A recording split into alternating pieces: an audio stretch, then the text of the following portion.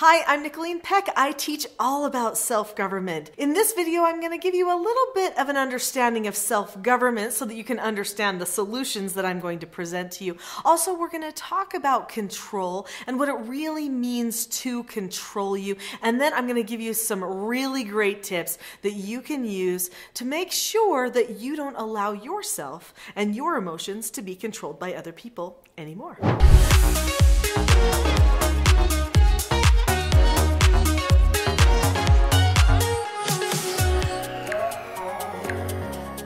Emotions are interesting things because we actually have complete control over our own emotions, except that sometimes it feels like we don't. And that's because people can say things that make us feel something. Like we can feel aggression coming at us, we can feel disappointment coming at us, and some personalities of people even feel more of that than others. There are some people that are more empathic. If you want to know about being an empath, and if you are one, then be sure to check out my video called How to Know If I'm an Empath.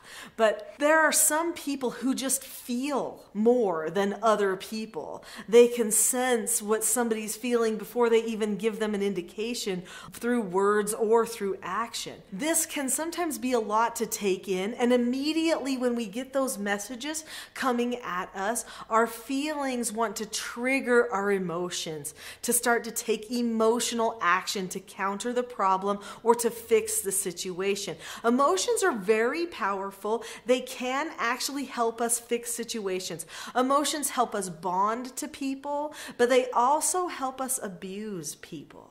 So we have to be very careful because our emotions can also get in the way of us treating ourselves the way that we should when these different messages are firing at us.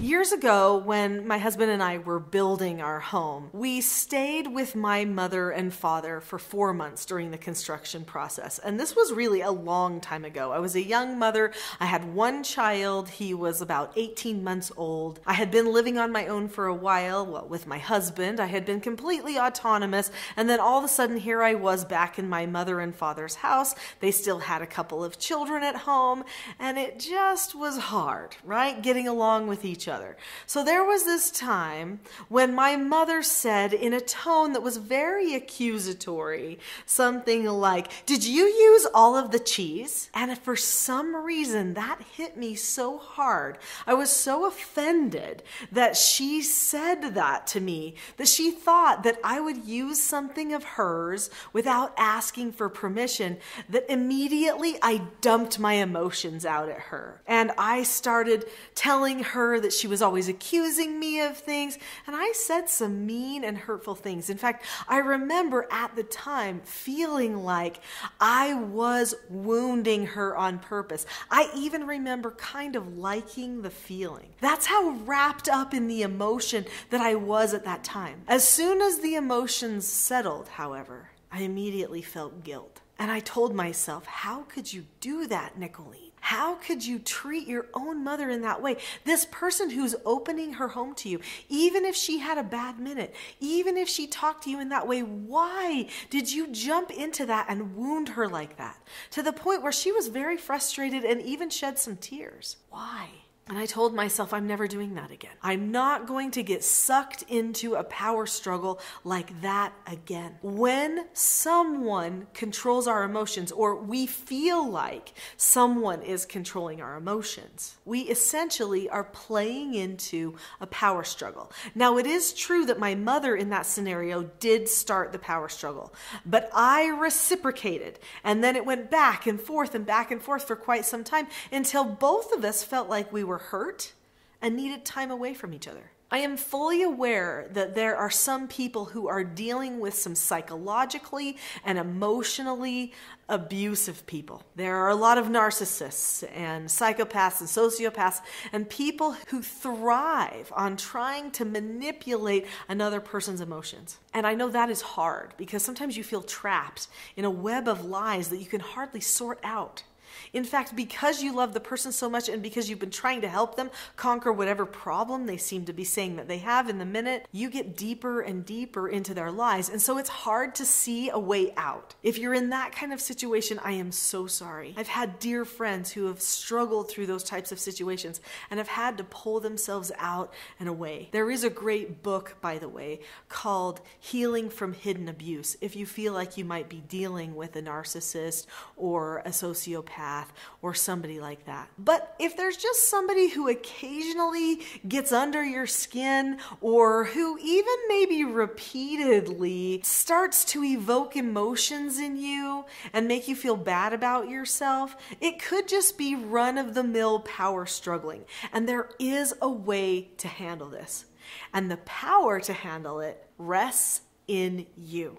So the best part is still to come. But before we get to the skills that you need to stop people from being able to control you any longer, I just wanted you to know that there are many skills that I teach that relate to you learning self-mastery. And if you have children, how to teach your children self-mastery, or what I call self-government. You can find out about these things and learn so much more on my website, teachingselfgovernment.com. I want to share some quotes with you. A man by the name of Jack Welch once said, "Control your own destiny or someone else will." This is absolutely true. It's our choice whether we're going to allow someone to control our lives or the way that we feel. Here's a really great quote, but I don't know who said it because there's an internet debate about who really said this. But listen to this. If words control you, then that means everyone else can control you. Think of that. People are just saying words to us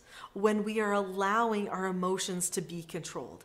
If we allow those words to come in and change how we feel, the way we treat that other person or the way that we treat other people, if we carry a cloud with us throughout the day, then we are allowing them to have control over us. If we don't allow words to control us, then that also means we have the ability to maintain control of ourselves throughout the entire day. This reminds me of a little quote that my dad used to share with me when I was explaining some of my troubles on the playground when I was a little child. And I know some people will say this quote is false, but I think with what we're talking about today, it actually rings true. My dad used to say, "Nicholeen, sticks and stones may break your bones, but words will never hurt you."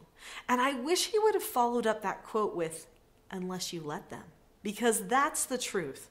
The words themselves don't hurt you unless you allow that hurt to happen on the inside.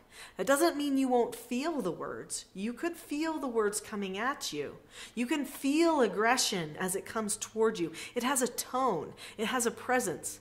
But you don't have to let it in. You don't have to even let it get close to you. Now, I want to take you through the process of how I have figured out how to not let other people's emotions control me and my emotions. Step number one is to recognize the traps and the lies. So when a person starts coming at you with emotion, maybe it's aggression, maybe it's disappointment or frustration, something like that, just remember that emotion does not equal a truth. Now, they may be feeling something at that time, and that feeling that they're having is very real, but that does not mean that you have to be pulled into the emotion that's coming from that feeling at the time. In fact, you can help the whole situation much better by staying on the outside of any of their emotional control. So, when something is coming at me, I say to myself, that person is having an emotion right now, and they're sending it at me, but that's not my emotion. I don't have to be part of that. That emotion is a lie for me,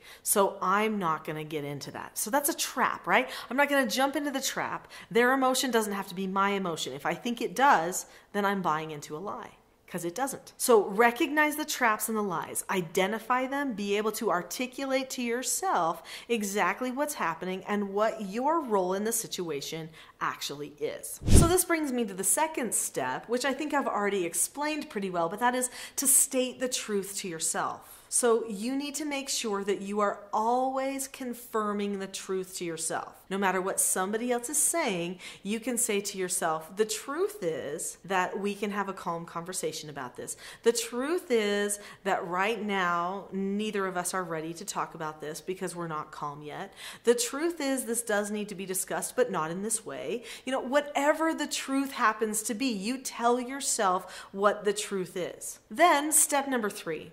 Describe the behavior to them. Now, this is the point where you actually show them, I'm not believing any of these emotional manipulations, which essentially are just lies. Now, you don't say that, but you describe what's going on. So you would look at the person and you would stay completely calm and you would say, right now you are expressing frustration to me.